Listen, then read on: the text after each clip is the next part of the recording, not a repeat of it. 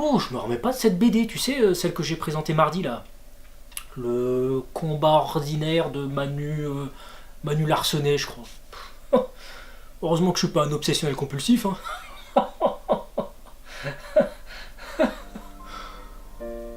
Attends.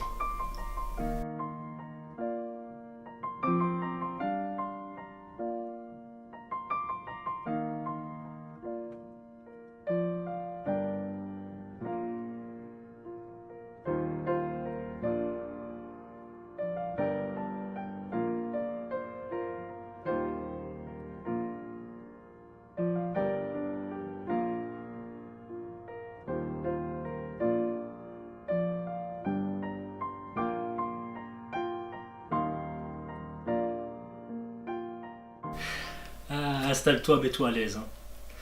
Comme je le disais dans la précédente vidéo, hein, je suis pas un lecteur de BD, contrairement à ce que, bon, le début de l'introduction pourrait laisser croire. Alors pourquoi est-ce que je lis pas de BD? C'est tout simplement parce que j'ai l'impression que les anciennes bandes dessinées, hein, je dis, moi j'étais sur Tintin, Spirou et Fantasio, Cubicus, Black et Mortimer, etc., me bridaient mon imaginaire. Voire même que l'auteur ou le dessinateur ou les deux, eh bien, bridait lui-même la sienne pendant qu'il faisait la BD. Vous savez, ces espèces de bulles de texte en haut d'une case avec écrit « Pendant ce temps, 15 minutes plus tard, un peu plus tard, dans le château de la Castafiore, sur le bateau du pirate pendant que le héros mange un clafoutis aux cerises qu'il apprécie moyennement, étant donné qu'il n'est pas fan des cerises, mais qu'il se force à manger de peur d'être jeté par-dessus bord par le capitaine Arrakam le bougre. En effet, il serait dommage d'être jeté par-dessus bord car l'eau est froide en cette période de l'année, et vu la distance à laquelle on est des côtes, il ne serait pas étonnant de voir des requins aux dents pointues se balader par ici. Requins que je ne vous dessinerai pas, car mon imagination s'est rabougrie, comme la tienne, pendant que tu lis ce texte. Je pense d'ailleurs que tu ne regarderas même pas l'illustration que j'ai pu mettre sous cette bulle. De toute façon, je ne t'en veux pas, étant donné que je ne sais moi-même plus ce que j'y ai mis. Et bah chez Manu, il n'y a pas ces trucs horripilants. Il y a du rythme. Et quand il veut ralentir l'histoire ou l'ambiance, il va mettre des déplacements. J'ai pas l'impression qu'il insulte mon intelligence en ne me croyant pas capable de comprendre que si le personnage marche, c'est qu'il se déplace. Ou qu'il y a du temps qui passe, tu vois.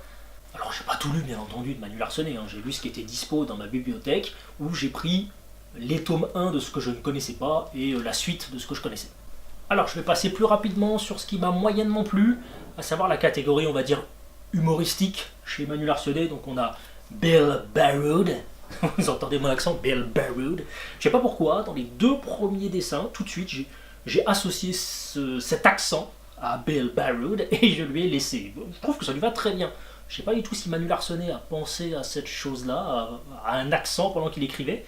En tout cas, si c'est le cas, eh bien c'est peut-être l'effet Manu Larsenesque, finalement. Donc ce sont des petites histoires, hein, humoristiques, où on suit un agent secret, Bill Baroud, agent secret américain, qui du coup est pas forcément fut-fut, hein, assez petit, assez trapu, vous voyez, l'anti-agent secret, vous voyez, c'est l'anti-James Bond, un petit peu comme on a Hancock, l'anti-Superman, vous voyez.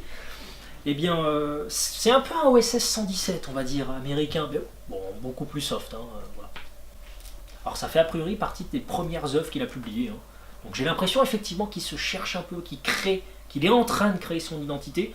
On retrouve quelque chose que j'apprécie énormément chez lui, j'en parlerai sur les autres œuvres, hein, quand je m'y attarderai un peu plus longtemps, c'est qu'il a des dessins vraiment parlants, vous voyez.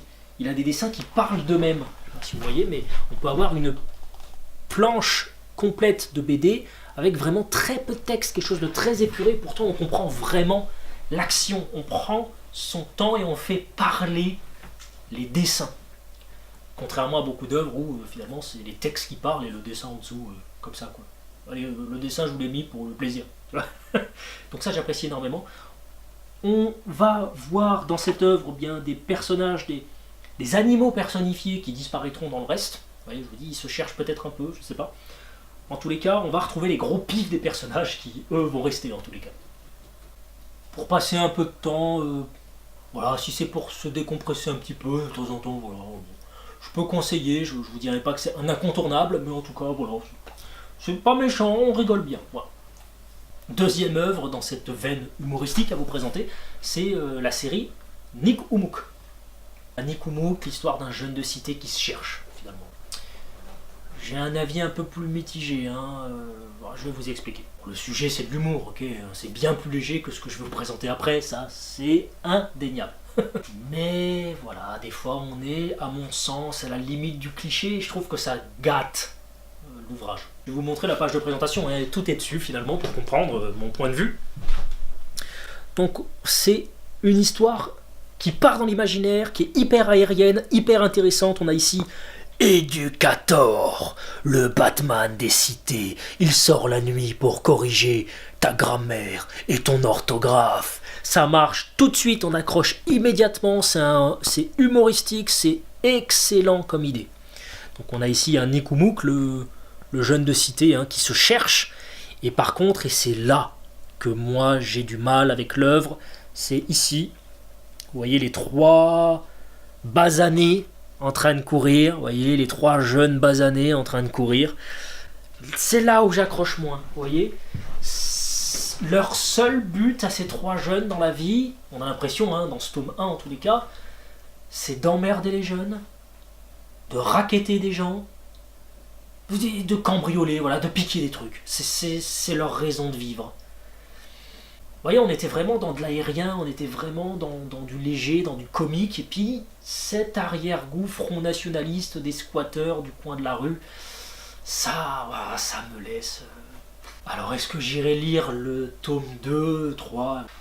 Honnêtement, je sais pas. Peut-être, puisque voilà, l'histoire d'Éducator me plaît vraiment. Ce côté un peu imaginaire me plaît beaucoup. Voir ce petit jeune, comment il peut s'en sortir ou non, ça me plaît aussi. Par contre, cette caricature du gang, là, je sais pas. J'irai sans doute confirmer avec le tome 2, mais si dans le tome 2, ce pan-là ne s'améliore pas, je pense que je lirai pas la suite. Et après, on a l'autre catégorie de ce que j'ai finalement, où je me retrouve beaucoup plus. Hein. C'est le naturel, c'est la réflexion, c'est l'exploration des sentiments humains, et surtout de la noirceur humaine. Donc là, je m'y retrouve vraiment. Donc l'œuvre que vous connaissez, puisque je vous en ai parlé dans la précédente vidéo, le combat ordinaire, hein, je vous ai dit que j'étais allé chercher le tome 2, et donc forcément, j'ai pris le tome 3, et j'ai pris le tome 4. Donc c'est une histoire en 4 tomes. Elle apparaît en cours, je ne sais pas s'il y aura un 5e ou pas, je n'ai aucune idée.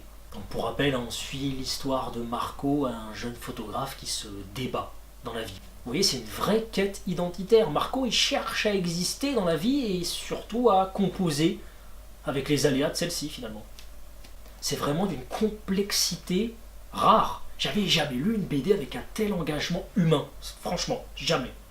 Et ce que j'apprécie énormément justement chez Manu Larsenet, c'est que le dessin a une réelle importance. Le dessin parlant, ce que j'utilisais tout à l'heure, c'est que le dessin fait l'histoire, contrairement à trop souvent où le dessin est là juste pour illustrer ce que tu peux raconter. Non, là le dessin existe par lui-même et ça c'est une bouffée d'oxygène à mon sens. Bon, vous aurez compris, hein, je vous le conseille par-dessus tout, franchement, allez-y, les yeux fermés, bon, ouvrez-les quand même pour lire, mais prenez d'assaut vos bibliothèques, il y est forcément, et s'il n'y est pas, insultez-les, non, faites pas ça, demandez-leur de le prendre, il a été encensé par la critique, je connaissais pas du tout moi, et du coup, je l'ai découvert par hasard et je suis tombé fou amoureux de l'œuvre, pas de Manu Larsenet, hein, mais de l'œuvre, en tous les cas, donc lisez-le et surtout échangez après. Dites-moi ce que vous en avez pensé. Si vous l'avez déjà lu, dites-moi. Hein. Si vous l'avez pas lu, allez-y, lisez-le et dites-moi ce que vous en avez pensé parce que là, ça m'intéresse vraiment. Parce que là, j'ai un coup de cœur extraordinaire pour cet ouvrage-là, pour cette œuvre-là, pour cette série-là. Donc n'hésitez pas à me dire ce que vous en pensez, ça me fera vraiment plaisir. Dans cette même veine, on va trouver Blast, dont je n'ai lu pour l'instant que le tome 1 et je vous assure que je vais aller lire la suite. C'est un thriller BDesque. Dès le début, on comprend qu'il s'est passé du vilain, d'accord ? Il y a une fille, Carole, qui a disparu, qui est morte, on ne sait pas trop. On est dans un commissariat de police et on tient le coupable, pas le suspect, on sait qu'il est coupable. Il s'appelle Paul Za, c'est un écrivain, il est obèse. Et on est en train de le questionner, il va nous raconter, justement, et c'est ce qui se passe, hein, il nous raconte les faits selon son point de vue. Alors j'ai lu que le tome 1 pour l'instant, mais à la fin, on patauge complètement, on ne sait pas, mais qu'est-ce qui s'est passé? Pourquoi? Qu'est-ce que t'as fait à cette fille? Pourquoi? On la connaît pas encore, la fille d'ailleurs, mais pourquoi? Qu'est-ce que t'as fait? Comment t'en es arrivé là?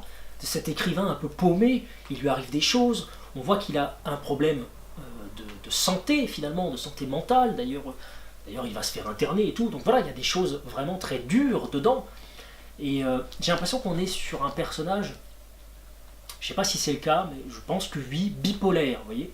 Il passe par des moments de joie et de plénitude totale à une espèce de dépression destructrice complète. Donc vraiment, on passe de l'un à l'autre sur un claquement de doigts et c'est assez impressionnant. D'ailleurs, le titre, hein, Blast en anglais, Have a Blast, j'ai passé un excellent moment.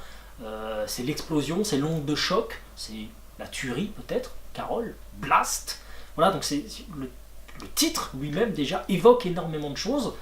On retrouve ces choses-là là-dedans. Voilà, c'est prometteur, je veux lire la suite. Et pour ce qui est du dessin, je vais vous montrer une image. Elle va parler d'elle-même. Et je n'utilise pas ce mot parler en vain, regardez.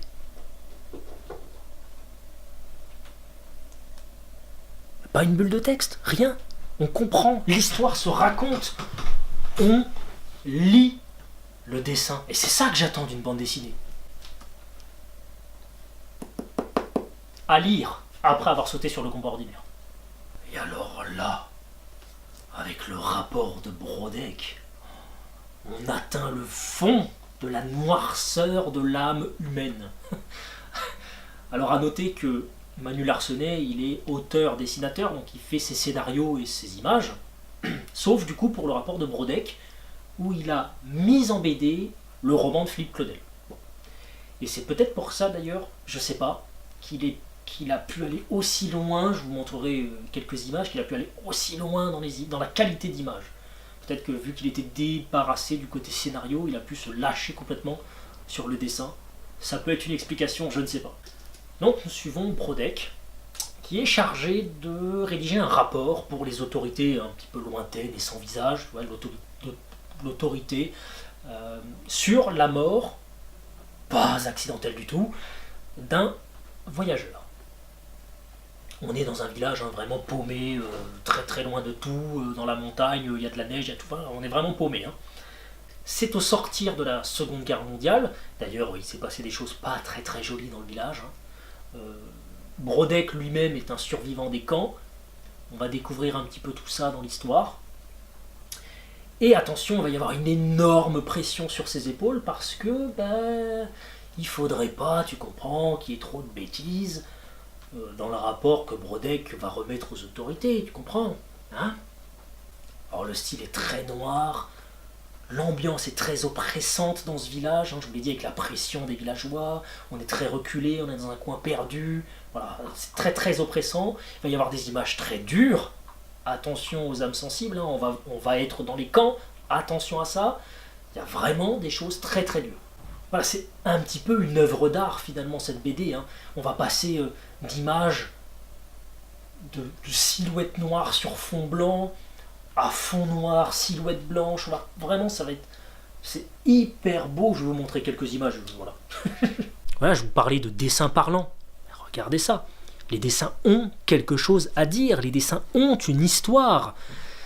Le texte ici serait superflu, voire peut-être même, j'ai envie de dire, malvenu finalement.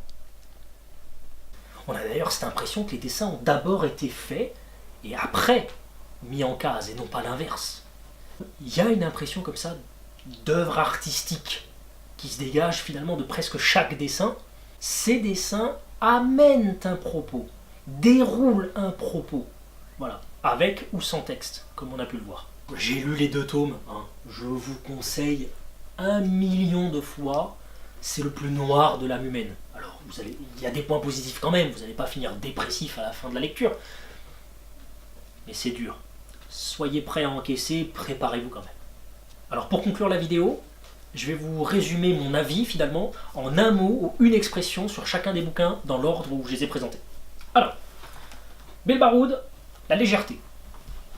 Nikomouk, le bémol. Le combat ordinaire, la révélation. Blast, le mystère. Le rapport de Brodeck, le coup de massue. N'hésite surtout pas à me dire si tu connaissais Manu Larsenet ou pas, si je te l'ai fait découvrir. N'hésite pas à me dire si tu as lu Le Combat ordinaire, ce que tu en as pensé, pour voir si tu partages mon engouement ou si c'est moi qui me suis monté un film tout seul. Alors je suis impatient de lire vos commentaires. On se retrouve en tous les cas en vidéo mardi prochain. En attendant, porte-toi bien, bonne semaine et bonne découverte.